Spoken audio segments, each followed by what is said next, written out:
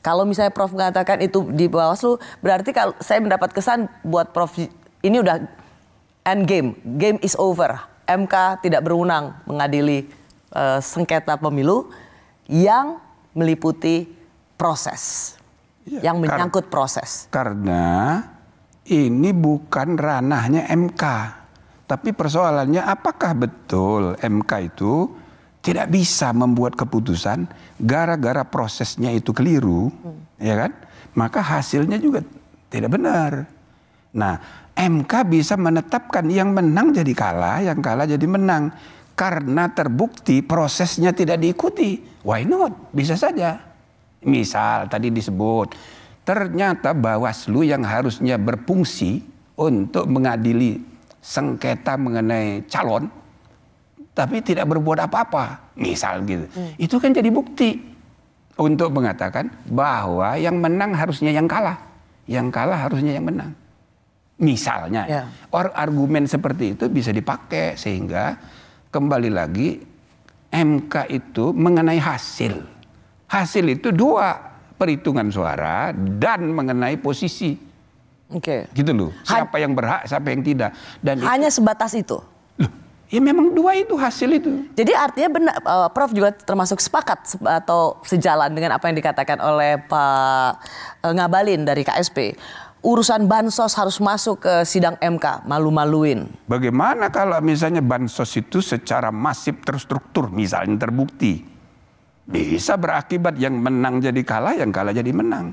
Misalnya si A menang, si B kalah. Tapi gara-gara ini ada masif terstruktur, oleh mayoritas hakim mengatakan batalkan kemenangan dia karena ini curang masif dan terstruktur misalnya.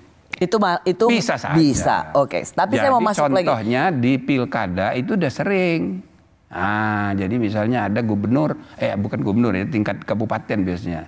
Yang terakhir itu yang pernah tahun 2008 Khofifah. Yang tadinya kalah jadi menang dia gara-gara TSM itu.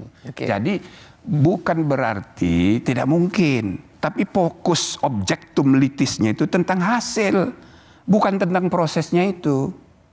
Bahwa prosesnya itu ada yang keliru dan bisa mempengaruhi hasil. Mempengaruhi bisa saja asal argumennya bisa meyakinkan hakim. Memakai kekuasaan untuk menguntungkan pihak-pihak tertentu membuat presiden menjadi mirip dengan pimpinan organisasi mafia. Pendaftaran saudara Gibran sebagai cawapres oleh Dewan Kehormatan Penyelenggaraan Pemilu dinilai pelanggaran etika berat. Kalau seorang presiden memakai kekuasaan yang diberikan kepadanya oleh bangsanya untuk menguntungkan keluarganya sendiri, itu amat memalukan. Saya masih bersama Ketua Mahkamah Konstitusi pertama yang juga pernah menjabat Ketua Majelis Kehormatan Mahkamah Konstitusi Profesor Jimli Asyidiki.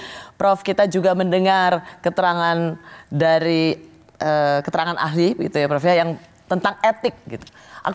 Saya mau tanya dulu Prof Jimli, bagaimana melihat bahwa didengarkan juga pandangan tentang etik? Ya saya kira bagus, saya nonton apa yang disampaikan oleh Pak keterus terangan dia ya, Romo Magnis.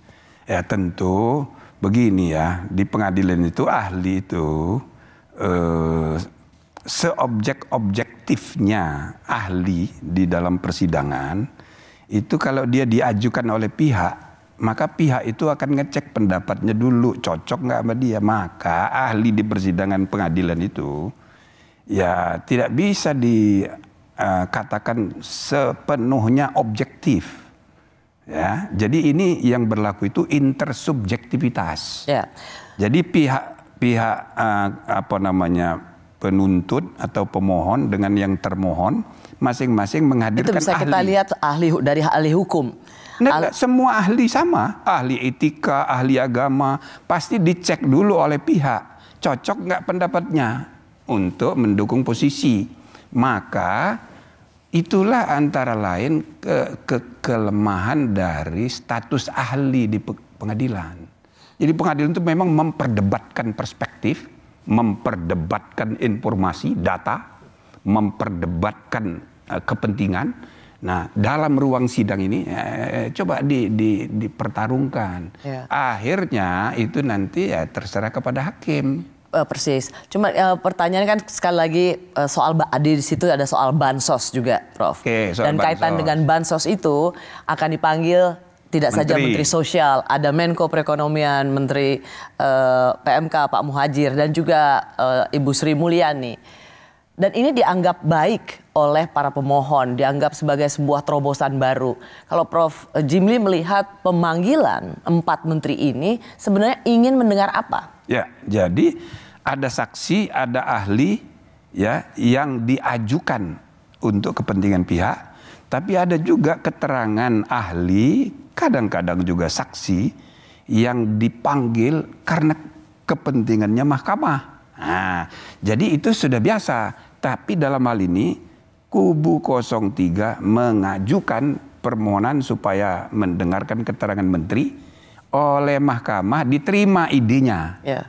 Namun yang nanti akan bertanya hakim, karena ini untuk kepentingan hakim. Saya kira bagus itu. Itu di mana? Menurut Prof, itu dianggap salah satu terobosan. Para pemohon tidak diizinkan untuk bertanya, hanya hakim. Dan Ketua MK juga mengatakan ini bukan karena ingin ini kepentingan majelis hakim, bukan untuk mengakomodir keinginan pemohon. Jadi bagaimana melihat bahwa ini sebuah terobosan yang sangat baik sekali yang dilakukan oleh majelis hakim, ya, memanggil 4 menteri. Sebagian mengakomodir juga usulan dari pemohon kan, pihak 03, tapi sebagian mereka ngerti kalau ini dibiarkan menjadi pihak yang diajukan oleh pihak, itu akan ada benturan kepentingan. Benturan kepentingan maksudnya? Antara lain ini posisi menteri ini bagaimana, ya kan? Dia akan menerangkan apa, ya kan? Kok sepertinya berpihak kepada salah satu kelompok, padahal dia harusnya netral sebagai pejabat negara. Sebagai pejabat negara. Maka sikap MK itu menurut saya lebih tepat. Nah, jalan tengah yang terbaik ya Prof. Ya, memanggil para menteri yang dianggap terkait. Ya. Sebenarnya itu juga permintaan dari pemohon, tetapi supaya ini juga bisa diterima dengan adil, maka pihak pemohon tidak diizinkan untuk bertanya, hanya majelis hakim sendiri. Itu untuk mengamankan supaya posisi narasumber itu tidak dianggap ini nanti berpihak kepada ya kan para pihak ini. Jadi dia murni memberi keterangan apa adanya, baik menyangkut policy mengenai implementasi dari kebijakan. Dan baiknya juga begini ya Prof ya, karena yang meminta adalah majelis hakim bukan pemohon, maka izin itu keluar dari presiden atau menteri juga memiliki kewajiban untuk datang. Karena kalau misalnya diajukan oleh pemohon, menteri bisa nolak. Bisa nolak dan bisa tidak diizinkan. Misal Kapolda mau dikirim jadi saksi, diajukan. Itu kan akan ada benturan kepentingan.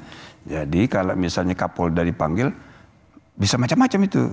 Berarti Kapolda ikut campur urusan politik praktis. Bisa dituduh begitu.